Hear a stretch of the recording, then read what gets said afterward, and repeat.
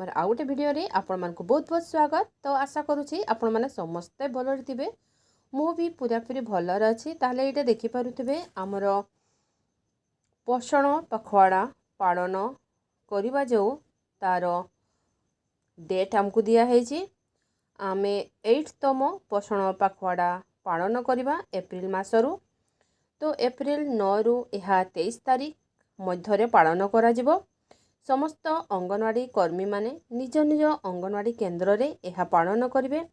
एहार theme कौन रहिबो एवं एहा किपरि पालन करिबा मु से विषय रे आपनकु विस्तृत रे जणैबा पई चाहूछि। तो चलूं ताहले वीडियोटा में पूरा देखिबा। बिल्कुल भी स्किप करिवे नाही नहले आपन बुझी पारिबे नाही। आ जदि आपन मो वीडियो रे फर्स्ट टाइम आछंती ताहले निहाती सब्सक्राइब कर देबे, बेल आइकन को जाकी देबे। ताहले एही परि भाबरे इन्फॉर्मेशन वीडियो सब आपन पाई परिबे।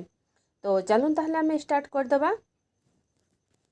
एथरो जो सब्जेक्ट टी हमर रही छी maximizing brain development in the first 6 years of life.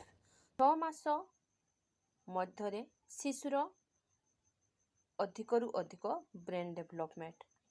तो एही सब्जेक्ट को नै किना आमे सब्जेक्ट उपरे जो थीम सब रही से थीम को नहीं कि आमे पोषण पखवाड़ा रे आमर कम्युनिटी सहित गोष्ठी सहित एवं अभिभावकों सहित आमे ए विषय रे आलोचना करिबा।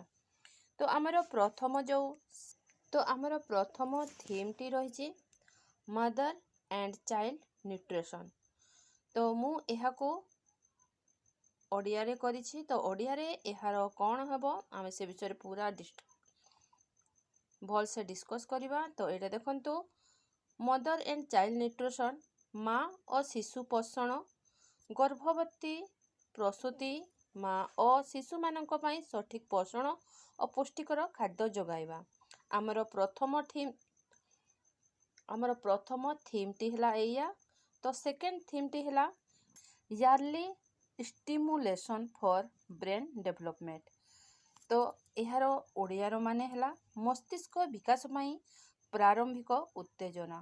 शिशु जन्मरु आरंभ करी प्रथम किछि वर्ष भितरे खेल कथावार्ता गीत भल पाइबा और उद्दीपना माध्यम रे मस्तिष्कर उन्नति करिबा।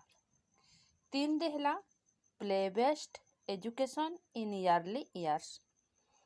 प्रारंभिक वर्ष रे खेल आधारित शिक्षा छोट शिशु माने खेल गीत कहानी और नाच माध्यम रे प्रारंभिक शिक्षा ग्रहण करिबा।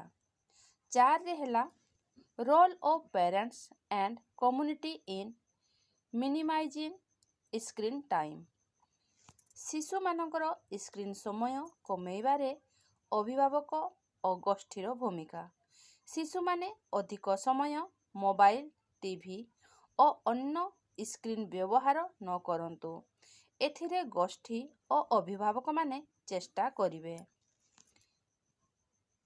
5 रे हला partnering with community and seeking CSR support for anganwadi infrastructure.